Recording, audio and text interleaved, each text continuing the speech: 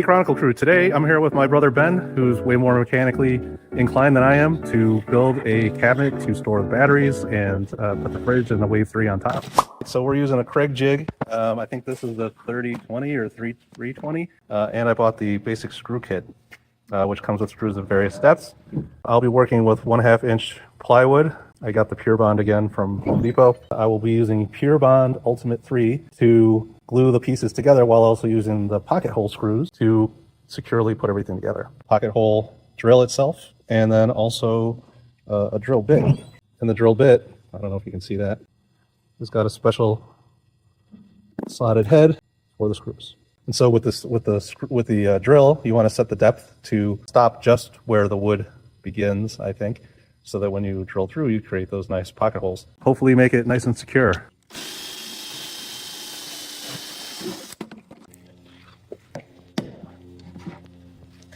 Pocket hole.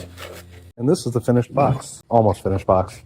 We still got to put the top on after we put in I put in the mounting for the EcoFlow batteries and the fridge on top. I'll mount the top on, but you can see we've done the pocket holes all around, including these shelf brackets to add structural stability and rigidity. Hey Chronicle crew, it's October 28th. We're only a little bit a ways from starting to travel across at least the US for a little bit in our Ford Transit van. And today, Tree and his brother decided to install some cabinets. Well, I just want to set your expectations properly. We just built one cabinet to store the batteries and stuff underneath the electrical. So I'm going to take a look for the first time. So wish me luck. Hopefully I love it. Wow. I just wanted to set your expectation that we didn't fully install it. We just kind of assembled it. I still have some stuff to do to finalize it. That won't take long. We did the hard part today.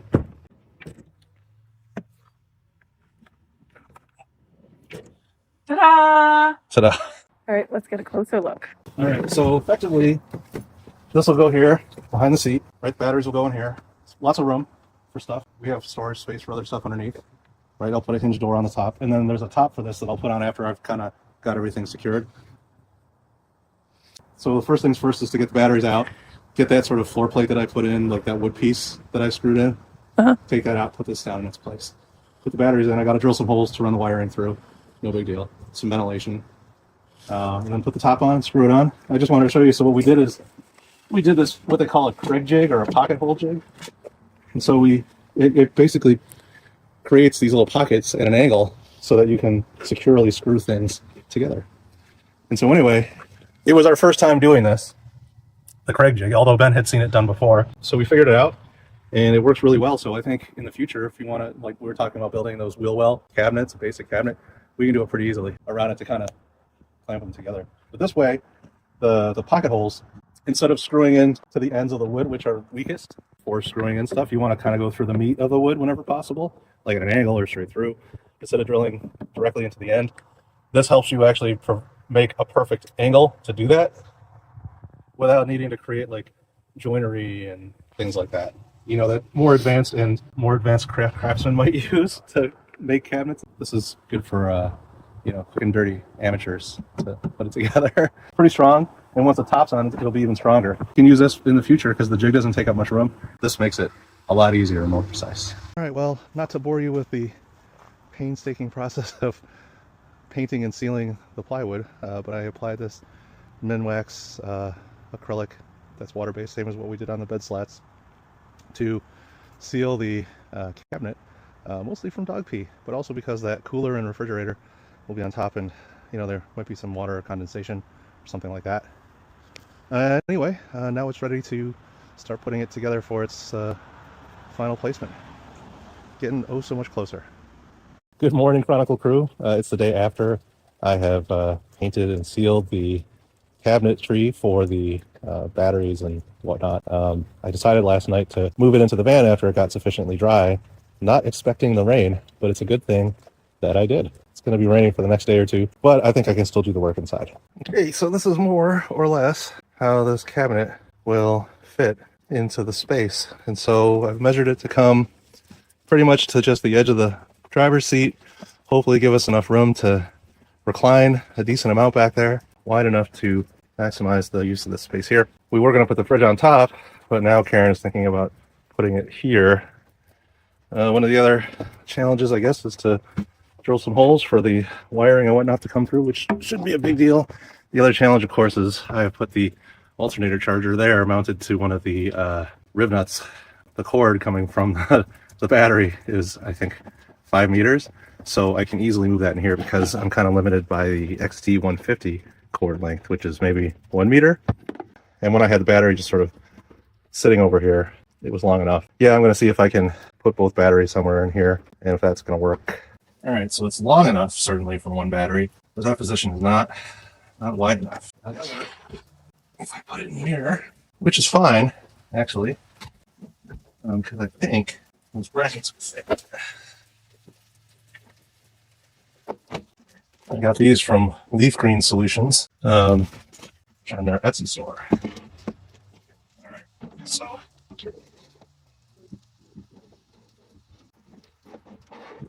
oh, that's damn it. Well, I guess the other problem is this may not be add an extra battery. Ah, scheisse. Ah, EcoFlow.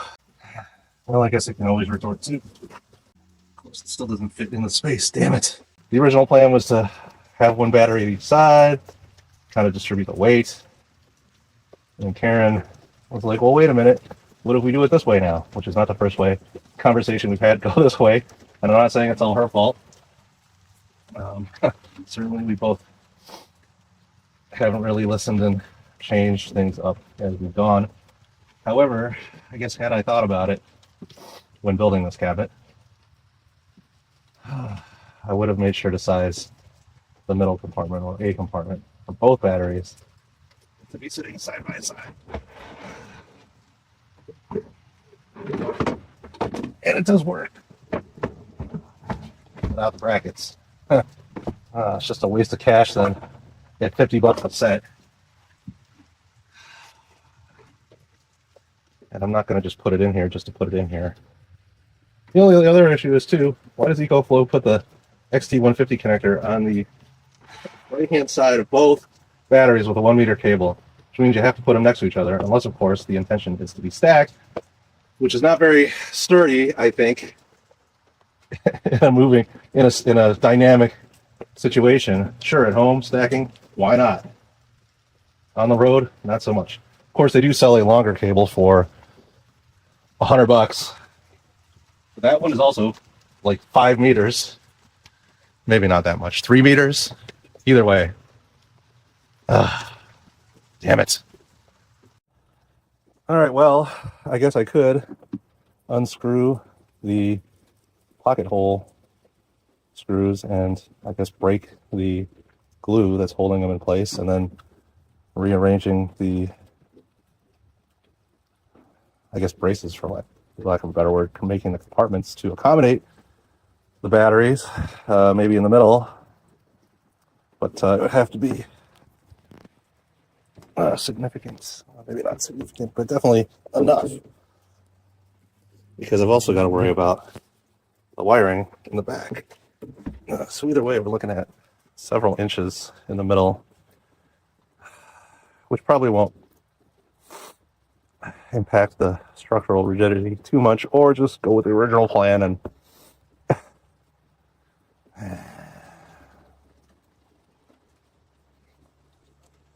guess I could always just orient the other battery in the middle lengthwise, which that seems to work, and then just clamp it down with a short ratchet strap to just make sure it's not moving side to side.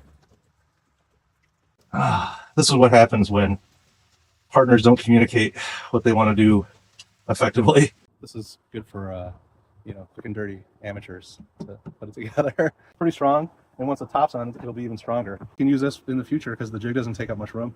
This makes it a lot easier and more precise. Hey, Chronicle crew, it's a little bit later in the day today. I think today's the 20th of October, and the sun is making its descent in the sky. As you've seen, we have constructed the base of the cabinet that we'll be using to hold some of the stuff like the batteries and the air conditioner and fridge. We've also gotten a delivery.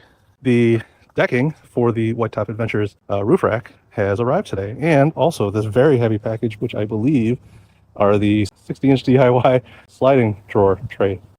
Getting closer.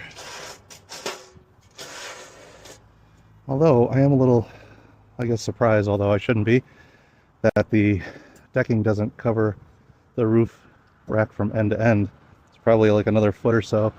And I don't know, maybe we're supposed to have another set of panels to get full coverage. I need to double check.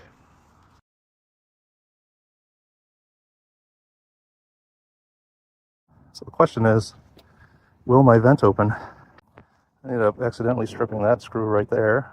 So I got to back that out because there's a small gap now where it doesn't line up. There is a gap along the sides, roughly 6 inches.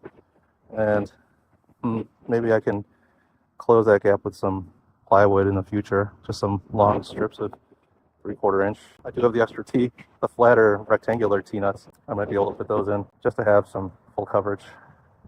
I suppose I could also do something similar back here just to fill in the space. I ended up using the extra crossbar because you can use one crossbar to connect 2 of the panels in the T-slots. Here I might, I don't know, mount a Starlink. I guess I could mount the Starlink up there, or anyway, there's all the garbage and stuff we have to throw out and sort through and determine what we're going to pack. Anyway, oh, I think I hear someone coming. Maybe it's Karen. Oh my God. You want to come up? Well, not that way. The other side.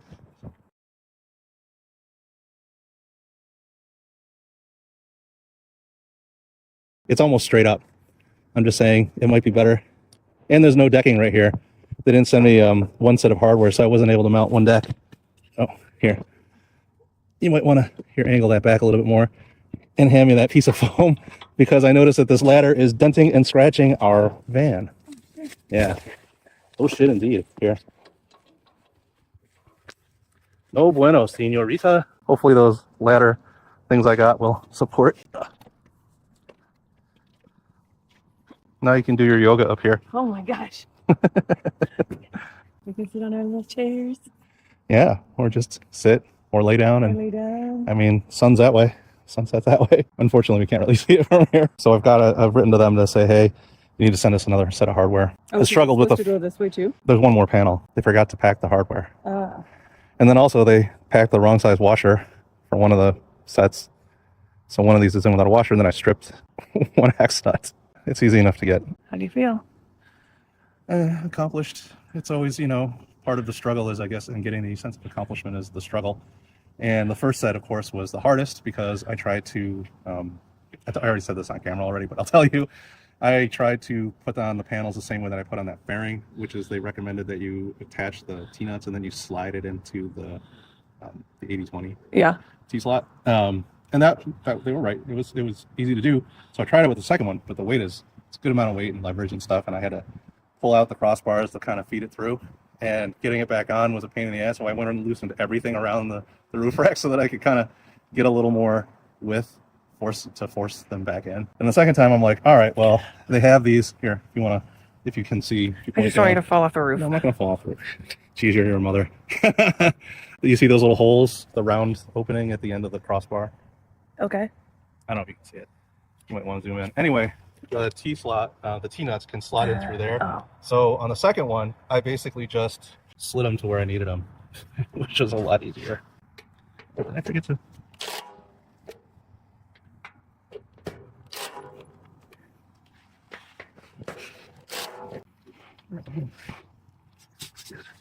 So I was also kind of under the assumption that it would be like one panel end per crossbar end, so that I would need that last one, which I ended up putting at the front, so we can mount, like, I don't know, Starlink or antennas or lights or an umbrella or whatever up there.